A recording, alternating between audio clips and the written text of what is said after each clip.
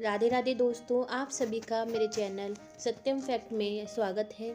आज मैं आपको सफला एकादशी की व्रत कथा सुनाने जा रही हूँ। तो दोस्तों शुरू करते हैं।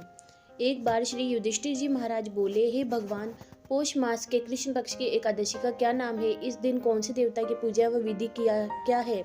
यह सब समझाइए। कृष्ण भगवान बोले, हे राजन, मैं आपके प्रश्नों का उत्तर देता हूँ। दान देने वाले की अपेक्षा में व्रत करने वाले से प्रसन्न हूँ। अब आप इस एकादशी का व्रत का महात्मा सुनो। पौष माह के कृष्ण पक्ष की एकादशी का नाम सफला है। इस एकादशी के देवता नारायण है। इसका पूर्वोक्त विधि अनुसार व्रत करना चाहिए और नारायण की पूजा करनी चाहिए। जो मनुष्य एकादशी व्रत तथा पूजन करते हैं वे धन्य हैं। सफला नाम की एकादशी से मुझे ऋतु के अनुकूल फल अर्पण करें, अर्थात नारियल, नींबू, अनार, सुपारी आदि और धूप, दीप, पुष्प आदि से मेरे 16 प्रकार से पूजा करें। इस दिन दीपदान तथा रात्रि को जागरण करना चाहिए। इस एकादशी व्रत से के समान यज्ञ, तीर्थ तथा दूसरा कोई भी व्रत नहीं है।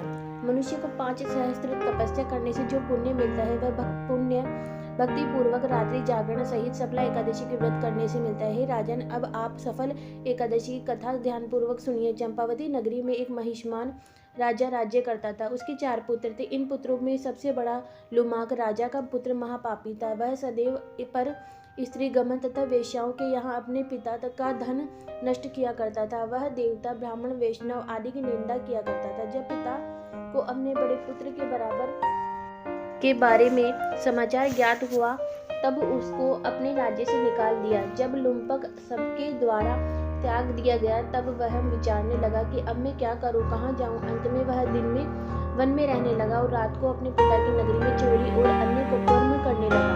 जिस वन में वह रहता वह भगवान को अत्यंत प्रिय था। उस वन में एक पुराना पीपल का वृक्ष सब देवताओं का क्रीड़ा स्थल था। उसी वृक्ष के नीचे लुम्पक रहता था। कुछ दिनों के बाद पौष माह की कृष्ण पक्ष की दशमी के दिन वह वस्त्रहीन होने के कारण शीत से मूर्छित हो गया। रात्रि को न सो सका और उसके हाथ पैर अकड़ गए। उस दिन वह रात्रि कठिनता से बीती, परंतु सूर्य नारायण के उदय होने पर उसकी मूर्छा न गई।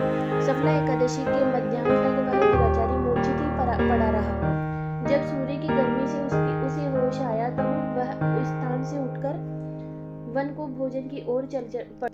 उस दिन वह जीवों को मारने में असमर्थ था, इसलिए जमीन पर गिरे हुए फलों को लेकर पीपल के वृक्ष के नीचे आया। जब सूर्य भगवान अस्ताचल को प्रस्थान कर गए तब फलों को पीपल की जड़ के पास रख कहने लगा, हे भगवान, इन फलों से ही आप तृप्त हुए।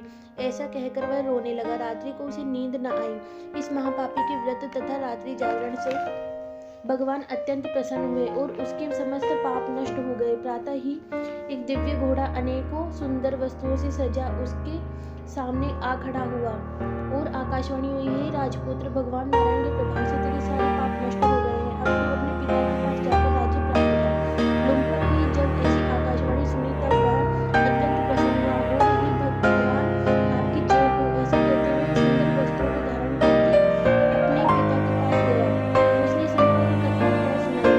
पिता ने अपना राजभार सौंपकर वन का रास्ता लिया। अब लुम्पक शास्त्रानुसार राज्य करने लगा। उसके स्त्री, पुत्र आदि भी परम भक्त बन गए। वृद्धावस्था आने पर अपने पुत्र को गद्दी दे भगवान का भजन करने के लिए वह चला गया और अंत में विष्णु लोक को गया। भक्ति पूर्वक जो मनुष्य सफला एकादशी का व्रत करते हैं वे अंत में मुक्ति पाते हैं। जो भक्ति पूर्वक सफला एकादशी का व्रत नहीं करते हैं वे पूंछ और सींग से रहित पशु तुल्य है। सफला एकादशी के महात्मा का पठन श्रवण से अश्वमेध यज्ञ का फल मिलता है। अगर दोस्तों आपको यह वीडियो अच्छी लगी तो प्लीज़ वीडियो को लाइक करें, शेयर करें और चैनल को सब्सक्राइब करें। राधे राधे।